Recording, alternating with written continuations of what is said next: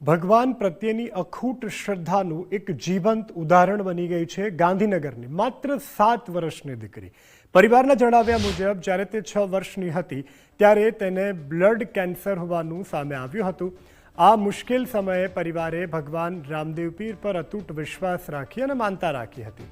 ત્યારબાદ ફરી કરવામાં આવેલા જે રિપોર્ટ છે તે સામાન્ય આવતા દીકરી સ્વસ્થ થઈ ગઈ હતી। હવે એ જ માનતા પૂર્ણ કરવા દીકરી રણુજા સુધી દંડવત કરી અને જઈ રહી છે અને 55મા દિવસે તે ડીસા ખાતે પહોંચી હતી।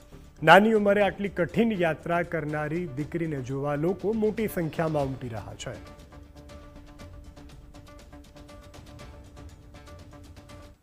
એન્જલને એક મેડિકલ પ્રોબ્લેમ હતી જે ડૉક્ટરે એવું કીધેલું કે પોસિબલ નથી સારું થાય એવું। પછી મેં અને મારી વાઈફ અને મારા ફેમિલીમાં બીજા મેમ્બરો છે એમને વિચાર્યું કે આપણે શું કરવું જોઈએ। પછી અમે દ્વારકાધીશ અને રામાપીરની માનતા રાખી અને પછી સારું થઈ ગયું। એટલે પછી પહેલાં દ્વારકાધીશ અમે દંડવત યાત્રા કરીને જઈને આવ્યા અને હવે રણુજા જઈ રહ્યા છે।